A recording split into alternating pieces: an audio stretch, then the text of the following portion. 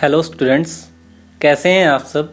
तो स्टूडेंट्स, जैसे कि आप सबको पता है कि आज रविंद्रनाथ टैगोर जी का जन्मदिन है।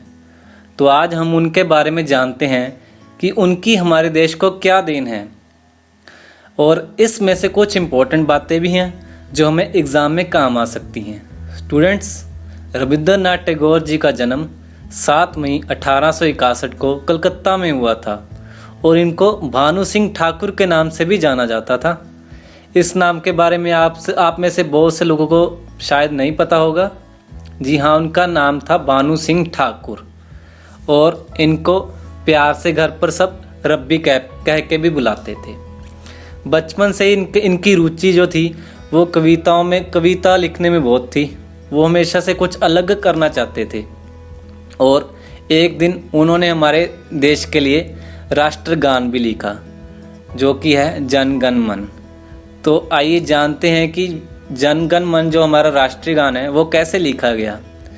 तो बात कुछ ऐसे है, 2 दिसंबर 1911 को हमारे देश में जॉर्ज पंचम नाम का एक इंसान आया था, जो कि न्यू दिल्ली में आया था। तो उसने एक दरबार लगाया था। तो उसने उस दरबार में सभी कवियों को बुलाया था, पर जो कवि थे उन्होंने आने से साफ मना कर दिया था। पर एक कवि ऐसा था जो वहाँ पे आया, मतलब उनकी प्रशंसा के लिए कुछ लिखना था उनको, कवियों को। तो उनमें से एक कवि ऐसे थे जिन्होंने उनकी प्रशंसा में जॉर्ज पंचम की प्रशंसा में कुछ लिखा, और वो थे रविंद्रनाथ टैगोर। और जो उनकी प्रशंसा में लिखा गया था वो था भारत भाग्य विधाता, जो कि हमारा राष्ट्रगान है। तो ऐसे राष्ट्रीय गीत जो हमारा आज के टाइम पे जन गण मन है, तो वो लिखा गया था। और जो बांग्लादेश का राष्ट्रगान है वो भी रविंद्रनाथ टैगोर जी ने लिखा था, जो कि है अमर सोनार बांग्ला। ये भी उन्होंने ही लिखा था। और आप सबको पता ही है जैसे कि रविंद्रनाथ टैगोर जी हैं वो बहुत बड़े कवि थे। तो उन्होंने 1910 में एक जो कविता थी वो लिखी थी, गीतांजलि। उसमें 157 कविताएं थी।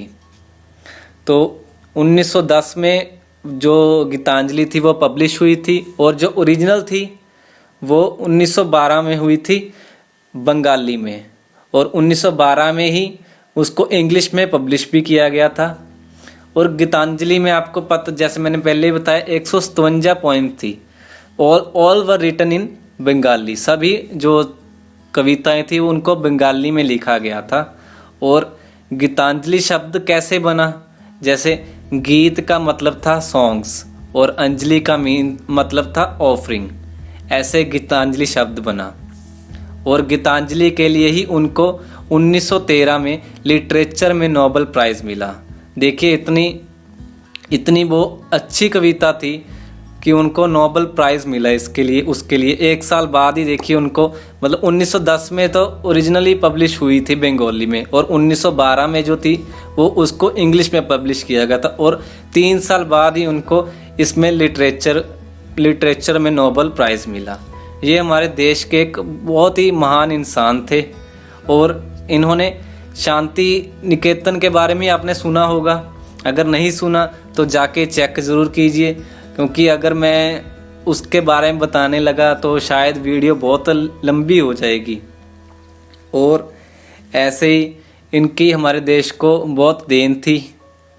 तो बस इतना ही मैं आपको बताना चाहता हूँ। और आखिर में देश को समर्पित करते करते ये 7 अगस्त 1941 को कलकत्ता में ही ये एक्सपायर हो गई। तो ये थी उनकी जीवनी।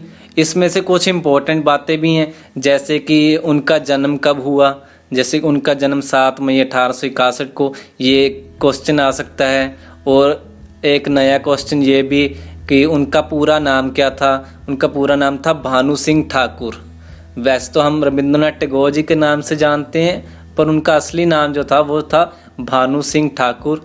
और इन्होंने ही गीतांजलि जो कविता थी वो लिखी थी, और इन्होंने ही और ये पहले एक ऐसे राइटर हैं जिन्होंने 2 राष्ट्रगान लिखे थे, एक तो बांग्लादेश के लिए और एक हमारे इंडिया के लिए। बांग्लादेश के लिए लिखा था अमर सोनार बांग्ला और इंडिया के लिए लिखा था जन गण मन। और जो इनकी बुक थी गीतांजलि वो 1910 में पब्लिश हुई थी। ओरिजिनल लैंग्वेज थी बंगाली और 1912 में थी इंग्लिश में इसको पब्लिश किया गया था।